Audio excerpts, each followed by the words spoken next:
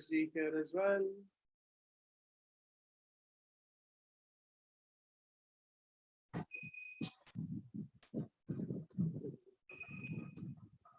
Do we already have someone from the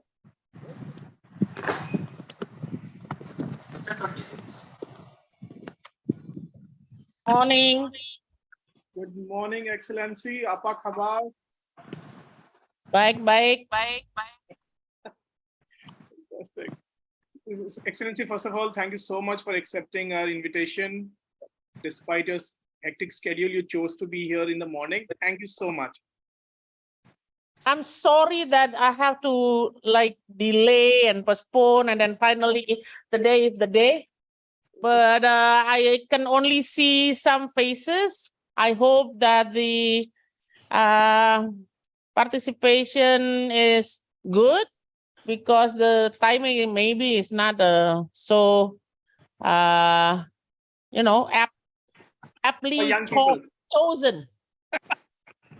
No, Excellency and Ambassador, I assure, I mean, Lokesh is here, who is also the officer on special duty to the Honorable Chief Minister of Madhya Pradesh, who actually designed this entire program.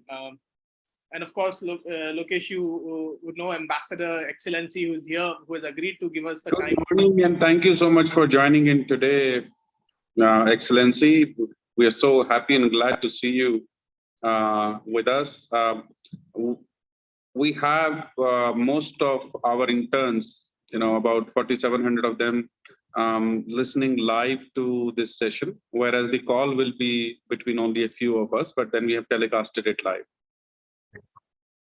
So, Ambassador, because all the interns are joining in YouTube, and if you would have seen some of our social media, your presence was the highest that we received in the social media as well. Like, all of them were so excited to hear from you, especially Indonesia, India, and then to Brazil, this transition or even for G20. But thank you so much once again, Ambassador, for joining in. For all our viewers, namaste. Thank you for joining in an early morning.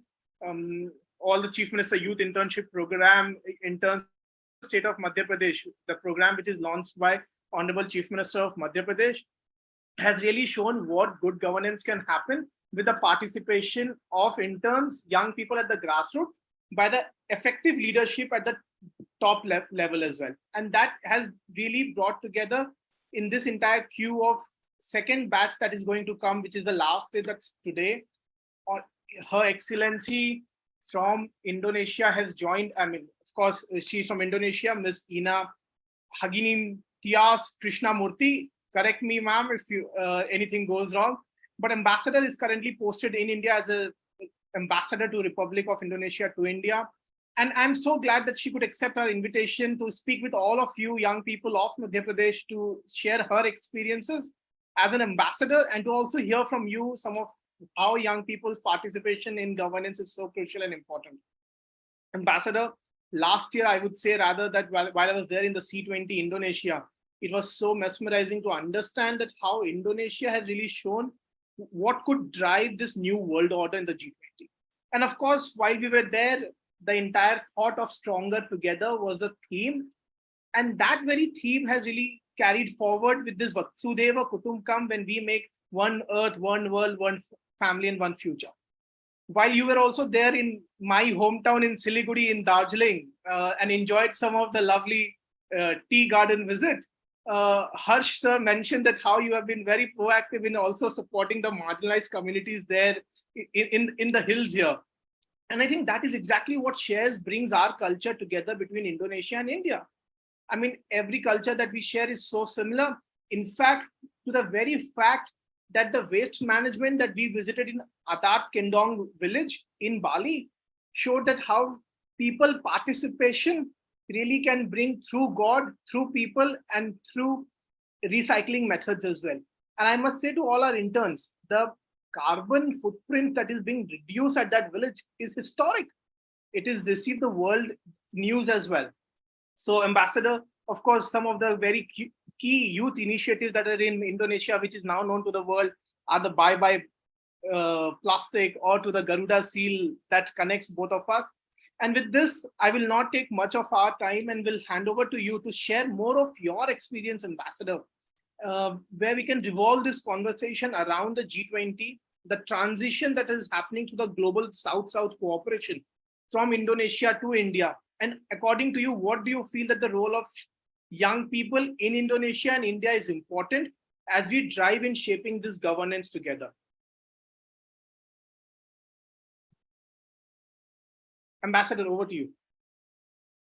Thank you so much, honorable guests, ladies and gentlemen, friends, namaskar. May peace and health be upon us all. A very good Monday morning to you all. First and foremost, of course, I'm truly honored to be invited by the government of Madhya Pradesh, and in particular, the one who sent me the email, Mr. Sailesh Singhal, founder of Youth of India Foundation, to give a message at this interesting and important event of world's largest paid internship youth governance model. I would like to further congratulate all the organizing committee in organizing such an innovative engagement of young bright minds with excellent future ahead. Let me start by focusing on my country, Indonesia. Many people in India surely are familiar with the beautiful island of Bali. But do you know that there is much more to Indonesia than Bali? Indonesia is located at crossroads between two oceans, the Pacific and Indian Oceans. We share Indian Oceans with India as well, and straddles between two continents, Asia and Australia, or Oceania. Indonesia, this may not be believed, but Indonesia is the largest archipelagic country in the world, with a total of 17,000 islands, including 5 major islands. Our total population is approximately 275 million, with a very diverse society, over 700 spoken languages, and 1,300 ethnic groups. We have this motto, and also from Sanskrit, just like my name, Bhinneka Tunggal Ika, or unity in diversity, which is enshrined in our national emblem, the Garuda, and the Constitution. Since 1928, to manage such a large country, we recognize Bahasa Indonesia, or Indonesian language, as our national language. So in 1928, we recognized one homeland, one nation, one language, Indonesia. Similar with India, and Indonesia is a vibrant democracy. Next year would be very interesting for both Indonesia and India, as our countries will hold the national direct election to choose our next leaders. While India will hold the election in May, we will have election in February. On the economic front, according to the World Bank's semi-annual Indonesia Economic Prospect report, economic growth of Indonesia is projected to be around 4.9 to 5% this year, with the normalization of domestic demand following the post-pandemic jump last year and the projected global economic slowdown. Now, allow me to touch upon the relations and collaboration between India and Indonesia. Mr. Singhal already mentioned some, but I would like to again elaborate more. Let's begin with the geographical significance, which many of us, including me before I'm posted here, that our countries are direct neighbor. In fact, the island of Andaman Nicobar is only around 160 kilometers from Sabang Islands in Indonesia Aceh province. So Aceh province is the tip tip province of Sumatra Island. This distance is even closer than between Andaman Nicobar Islands to mainland India. So how close we are. Both countries share a rich and long-standing relations which was built on historic ties and civilizational interaction for more than 2 millennia. Many examples can be found to explain these strong linkages. Among others are maritime trade routes. Maybe you heard Baliyatra, the architecture of temples. Maybe you heard Prambanan and Borobudur. Absorption of Sanskrit words to the national language, including my last name, Krisnamurthi, and the stories of course, Ramayana and Mahabharata, which are still widely taught and part of our daily life. The strong social and cultural linkages in the past have made our relations vigorous. It is also laid out an important foundation for our present and future cooperation. The shared history of colonialism also brought our two nations very close to each other. History demonstrates that in the mid-1940s and 50s, our forefathers were mutually supportive in their efforts to create a world free of colonialism and imperialism. Even before India attained independence in 1947, India supported Indonesia's struggle for independence during 1945 till 1949, which Indonesian people we never forget. India played a significant role in the efforts to give pressures to the Dutch to withdraw themselves from their pursuit of restoring empire in Indonesia. 23rd March to 2nd of April 1947, India hosted the Asian Relations Conference, bringing together leaders of 29 countries to express solidarity with the freedom struggle in other parts of Asia and foster cooperation amongst Asian people. At that time, India already showed its leadership of the Global South. With India's special efforts, a pilot by the name of Mr. Biju Patnaik flew Indonesian Prime Ministers Sultan Syahrir and Vice President Muhammad Hatta to attend the conference. Later in 1947, the situation in Indonesia was deteriorated because of a large-scale offensive by the Dutch. Again, Mr. Biju Patnaik helped our Prime Minister Sultan Syahrir to flee to New Delhi with his Dakota aeroplane. If you want to see the Dakota aeroplane, you just go to Odisha and then you can see the airplane there in front of the airport. I've seen it. It's beautiful. India also raised the issue of Indonesia independence in the United Nations. So again and again, India shows its leadership of the Global South.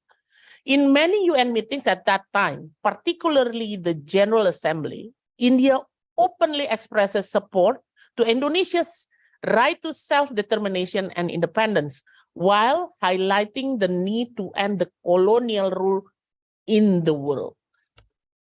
In January 1949, India hosted New Delhi conference at the ministerial level to yielding recommendation to the UN Security Council that detained Indonesian leaders to be released, that the government of Free Indonesia to be restored. The Security Council then passed a resolution incorporating this recommendation. Again, it shows the leadership of India. Even prior to the transfer of sovereignty of the Dutch to Indonesia on 27 December 1949, India was among the first that sent first ambassador to Indonesia on 18 December 1949, marking the official opening of diplomatic relations and the jure recognition of our sovereignty. Meanwhile, the Indonesia's first president Sukarno attended India's first Republic Day as the chief guest in January 1950, just 1 month after the Dutch transferred its complete sovereignty to Indonesia. it was only on 29 January 1950 that Indonesia designated its first ambassador to India, and years later, Indonesia hosted the Bandung Conference of 1955, bringing together the newly independent countries of Asia and Africa. Together, our forefathers helped write the closing chapters of colonialism and the opening sequence of the non-aligned movement, which forged the bonds of South-South cooperation and Afro-Asian solidarity. Fast forward to the recent decades, the friendly relations between Indonesia and India continues to this day. Next year, Indonesia and India are celebrating the 75th anniversary of diplomatic relations. Indonesia and India have been experiencing intensive engagement since the leveling up of the bilateral relations into comprehensive strategic partnership and share the vision of maritime cooperation in Indo-Pacific in 2018. In economic sector, the bilateral trade between Indonesia and India in 22 last year reached $32.7 billion US, which is an all-time high. Both countries have set the target of bilateral trade of $50 billion US in 2025. I hope we could achieve that. And meanwhile, India's investment in Indonesia stood around $1.5 billion US in the last 2 decades. This figure could be much larger, as some investors may use third countries such as Singapore to invest in Indonesia. And this is also very historical, just like Pak Singhal said about G20. Both countries are also a close partner in G20. Do you know that we actually shift the presidency?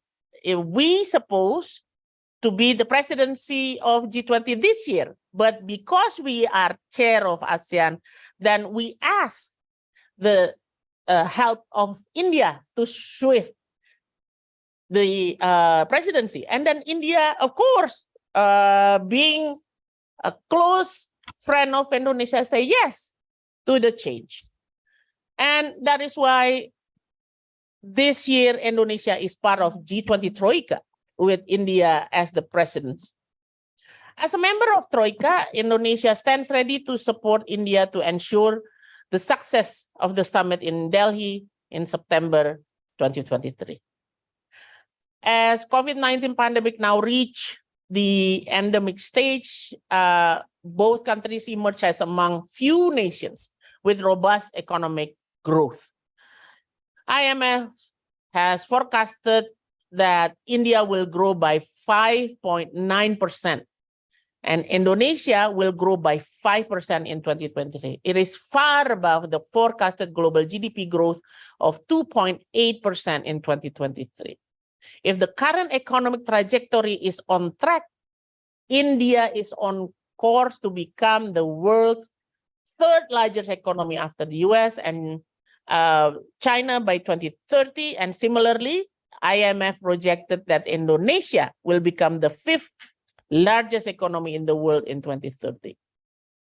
With those projections, it is important to note that stronger Indonesia and India relations in the coming future will be beneficial not only for both countries, but also to the region and to the world. The 21st century is set to be the Asian century, with our commonalities of the values of democracy, of the values of non-alignment, of the value of robust economies. We both are deemed able to shape the future of the Asian century. My last highlight is on young people. Both Indonesia and India boast a youthful population. Our combined population are massive, almost 1.7 billion people. Out of 1.7 billion people, approximately 60% of Indonesia population and 65% of India's population are being under the age of 35. And I believe the young demographic holds the key to shaping the destiny of our nations. Both our country should tap into our demographic bonus. To harness the power of youth, both countries should continuously strive to build an even stronger people-to-people partnership by leveraging the already solid historical, political, economic footprints. And in many occasions, I have continuously said we need to build the connectivity of the past, the present, and the future. The youth are the driving force of progress, innovation, and change. The youth are also the catalyst for economic growth and development. In an increasingly interconnected global economy, the youth are the source of entrepreneurship, innovation, and as well, technological advancement. For example, the youth of India and Indonesia have been instrumental in both countries, digital revolution, such as payment system, propelling the growth of the IT sector, e-commerce, empower small, medium enterprises, etc. And I believe that our countries could find opportunities by advancing the collaboration in this field. Indonesia stands ready to cooperate with India for the development of our youth. Both countries could pave the way for its youth to appreciate intercultural differences by fostering meaningful engagement. Thus, in turn, will create trust, build understanding, which in the future will be beneficial for our future relations. To conclude, I would like to congratulate the Government of Madhya Pradesh, Youth of India Foundation, and AIGGPA for the success of the Chief Minister's Youth Internship Program. And finally, I would also like to express my sincere best wishes to all participants. May you rise and reach the fullest, the brightest future. Thank you. Good morning. Namaskar. Thank you so much, Ambassador, for such a wonderful remark. You represented so much of passion while you were sharing such close relationship with India and Indonesia. Of course, your name connects us with this land of Krishna and Murthy as well. And you have been absolutely amazing to share how the close relations between India and Indonesia is not just about economy, is not just about diplomacy, it is beyond that. And it is about the cultural partnerships and experiences that binds us together. Of course, while I was in Indonesia, the shows of Ramayana are much more extravaganza in Indonesia by the lovely young people than I could maybe witness here in our country. And I think that is absolutely amazing. For all our interns, one thing that you really focused on, and coming from the land of Odisha, just near to Odisha and in Indonesia still celebrates that common culture and festival which binds this two state, the state and the country together. The Bali Jatra is still celebrated here in the state of Odisha. And thank you so much, Ambassador, for all your inputs. Before we come back to you with one or two questions from the interns who are all joining us on YouTube Live, we have the Honorable Officer on Special Duty to Honorable Chief Minister of Madhya Pradesh, Lokesh, here with us. I would request Lokesh sir to kindly share what was the major idea when the Chief Minister championed this program and where you led this all together at the grassroots, and what has been the inspiration to drive this, and maybe you would also love to highlight the success story and how today is the last day to the second batch where we'll become the world's largest youth internship model, having 10,000 young people across the state of Madhya Pradesh to drive governance. So Lokesh, over to you. Shailesh, first of all, I would like to thank you, the Ambassador, for once again for joining this discussion, and second, highlighting the integration between India, Indonesia, and the common areas of interest and some common principles which may be followed by both the countries to promote growth. And I completely agree with her that young people is something we all should invest in, and that will become the destiny of our success in the coming future. So thank you so much for your views, Ambassador. I think what we are trying to do is almost similar lines what you said. Madhya Pradesh within India is also a state which has a large young population and which will continue to grow till 1950 probably. And to realize our demographic dividend, it is one of the efforts where we're trying to invest in our youth. Post-COVID situation, when the internship opportunities got squeezed in the private sector, this was vision of our Honorable Chief Minister, who said that if private sector is taking time to recover and will take time to give opportunities to our youth, it is the appropriate time when the government should intervene and step in. And that's how they created this large program, given the size of the population, size of the student base, size of the young people in the state. We said probably we'll look at about 5,000 people who may intern with government. We will give them exposure and experience of life projects on the ground. They will work on the governance agenda for the social impact. They will help in taking the governance to people's doorstep. And then parallelly, we also ensure that we are able to give them learning opportunities. Hence, quite a few agencies are working with us, where UNDP, UNICEF, Harvard, Piramal Foundation, they are providing their online courses to our interns.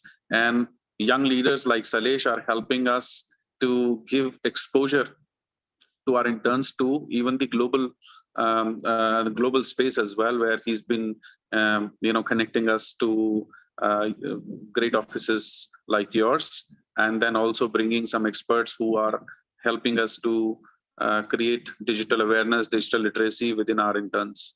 So from that standpoint, I think this is the structure of the program. As Salesh mentioned, we are now going ahead and engaging our second cohort, which means at one point of time, we would have about 10,000 interns working with us, which would make it probably one of the largest global initiatives in this segment or in this space. But the opportunity is being provided to youth to develop the basic skill sets, the orientation, awareness to build their bright professional careers and future in the coming years. That is what remains the prime objective. This program is quite close to heart of our Honorable Chief Minister. Hence, he keeps on, wherever he travels, he keeps on meeting with our interns. We call them Jan Seva Mitra, which means the serving the community. And they are able to mobilize the community to take benefit of the government schemes and welfare programs, parallelly also identifying local challenges, local issues, and highlight it to the administration for early closure of such issues. And third is the micro communication. So from that standpoint, I think we've been able to bring the youth to become interface between the communities and the government and get learning both on professional side and helping them build their capabilities so that they are better job ready for the job market in some sense. So we are so happy and thankful that you have come along to give it a patient hearing and guide us in our journey. We are so glad to have you with us today. Thank you so much, Lokesh, for that remarks, and thank you so much for welcoming her on behalf of the state government of Madhya Pradesh as well. And of course, all the 4,695 interns, which would become 10,000 in this coming month. Ambassador, as you're joining in, of course, a lot of our interns are there on YouTube Live. I know you have also a meeting right after this, but maybe if you permit, if we can take one or two questions quickly. Yeah, okay. So Ambassador, a lot of them on YouTube are mentioning that how do you think that India and Indonesia could work together? Of course, you mentioned very briefly on Indonesia and India's youth participation, but how do you think that we can come together through your embassy in partnering and giving opportunities to young people here in India? and also to young people in Indonesia who may want to join in India? And what does the role of embassy play? Over to you, Ambassador. Thank you for the question. I arrived in Delhi last year, January. So my tenure reached 1.5 years. Throughout 1.5 years, we focus on building partnership between universities by exchange of students, by scholarships, and also exchange of lectures. And also some of the universities in India are very interested in finding the roots. Also for us also to finding the roots. Like for example, Nalanda University and Jambi University in Sumatra, they want to, because there is many artifact and historical, how should I say, temples and buildings. The remains are there, but we don't know the history. So many of this engagement involve young people, not because of only for the study itself, but also for the traffic of people-to-people contact. If we give meaning to the relationship, then the traffic of people-to-people contact will be increased as well. What I understand during my stay of 1.5 years, like I said in my remarks, many Indonesian people only understand Bali, but Indonesia is more than Bali. India also, the existence of India culture, India temples and architecture is also in many parts of Indonesia. So we need to build that understanding as well. Same like our young people. Now we also want them to understand that India is more than New Delhi, more than, we call it Bombay because in the past it's Bombay, but now it's Mumbai, or even Calcutta. We only know those cities. I just got back from Hyderabad, for example. It's such a staggering difference. When I came to Hyderabad last year and I come just 2 weeks ago to Hyderabad, it's just the development of that city is very surprising. So we need to increase awareness of what we can do as young people. In Indonesian embassy, also established hospital-to-hospital cooperation. We call it sister hospital because India having one of the best technology of medical. We also established sister hospital. Also, young people established that idea of sister hospital actually through understanding of Ayurveda. Because now in Bali, in particular, the interest of Ayurveda medicine and health and concept of Ayurveda also increasing. So we also want to give the understanding through that channel, health. The last one that we are so keen on establishing the cooperation, and we have done it only last week, which is the startup G20. If you see the startup from Indonesia coming to here, they're the age of 25, 24, in that age, already a startup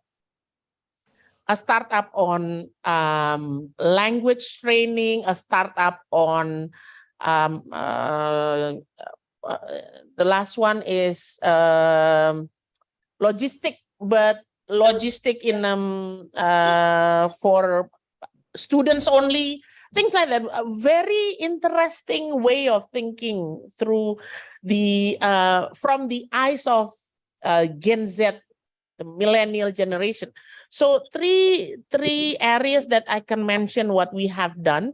And I really hope that with this program of internship also, there are ideas of to create traffic of people to people, because I think we are still lacking of it. Ambassador, none of us would want you to stop speaking. You you share so much of wisdom, and at the same time you share so much of actionable work that is being done between Indonesia and India.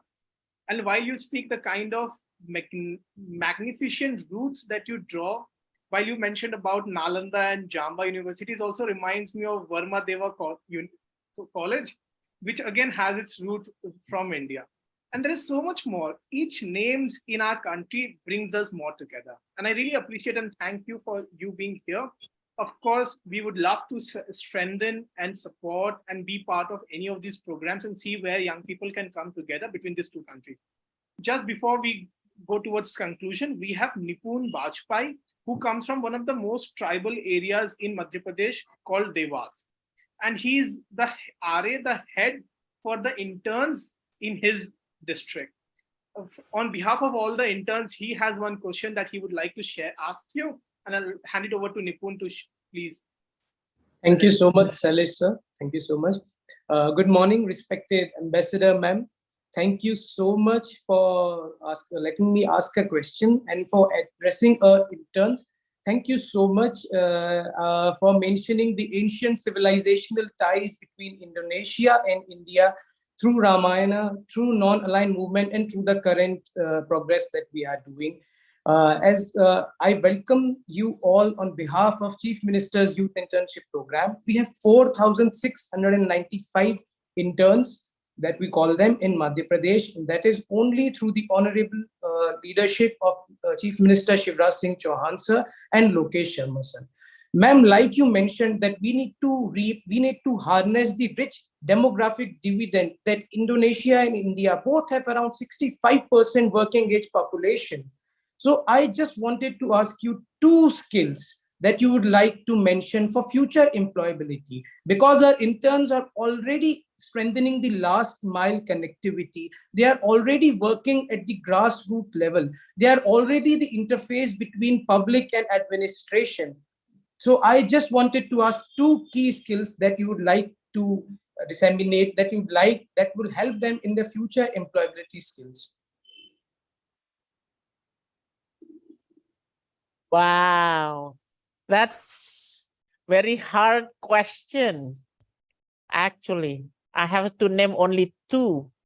Okay. First and foremost, I think I have to talk about myself. What I learned throughout my life, and in particular my career as diplomat, I think the first virtue that needs to be incorporated in our mind is that never settle to the present. We need to see the future, because the present is only a footprint at the end of the day. Because if we talk about in 2 hours, maybe this time it's only footprints. So maybe my take on what my life lesson learning is that don't settle for the now, the present.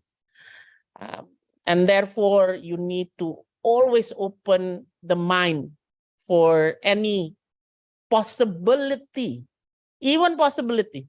Just open that window of possibility. Second, by virtue, I think Indian youth have the capacity more than a lot of us, which number one, you have already have the ability to express yourself openly. You know, I never met an Indian individual who can never express oneself. So the expression is good, because in my culture, sometimes being Asian, we tend to be timid and reserved. But I never met an Indian individual that is reserved, that just, that is a plus in a way. But at the same time, you need to manage when and how you express yourself. With that note, maybe the ability for communication is the best way for the future. Communication of writing, communication of verbal, not so much of saying things, but to manage what you say and to choose and pick and choose what you listen and what you acknowledge and what you understand. Maybe the best virtue, because the information are abundant. Unlike my generation, we don't have social media. But we need to pick and choose which one is useful, which one is not, which one is good, which one is bad. So in a way, I think the future is about that. So I think the two capacity and capability needs to be always understood by the interns, that life is not stopping at 11:10 p.m. on the 10th of July. No, it's the lives will be continuously on, and will be a struggle sometimes, but at the same time, you will feel worthwhile that you face the challenge. Because a failure is only a postponement of a success. If you're not or never experience fail, that means you never try. Ambassador, you truly sound like a mentor for all of the interns today, and thank you so much. I'm old. Maybe not guilty. I'm old. I am not going to put it that way. While I shared the stage with His Excellency the Prime Minister of Australia, with Minister from Indonesia last year in the Green Hydrogen Summit, I was asked the same. I was told the same thing, and I said, no, we are following the footsteps of the elders who are senior young people and not old. So you're senior young, to say. To most of you interns, Ambassador has almost 3 decades of successful diplomatic career. She was also appointed as an advisor to the Ministry for Foreign Affairs in the economic diplomacy, has been Deputy Permanent Representative of Indonesia to United Nations, Director of ASEAN, which she also mentioned, Economic Cooperation, and so many more. While she started, as she said, as just a head of section in the Director of Foreign Information, DG Social, Culture and Information Affairs back in 1995. And as she said now, never settle for now, never settle for present. And exactly that's where all of young interns who are joining in would look her as a mentor, where she gave clarity that we don't have to settle now, but look forward, look to the future as Indonesia and India develops its relationship in economical growth, in diplomatical growth, in social exchanges, and so many more in education and health. So thank you so much once again to all of you who have joined. Ambassador, to you, thank you so much for taking your time out in making space of everything that you do, speaking with so many young people who are joining us live on YouTube. And today, of course, is the last day to apply for the next batch of 4695 interns, where we'll have collectively 10,000 young people driving social change in the state of Madhya Pradesh towards the vision of India 2047, and celebrating the 75 years of diplomatic relationships with Indonesia and India. In the end, salam, om shanti, shanti, shanti. Thank you so much. Namaste. Thank you so much. All the best.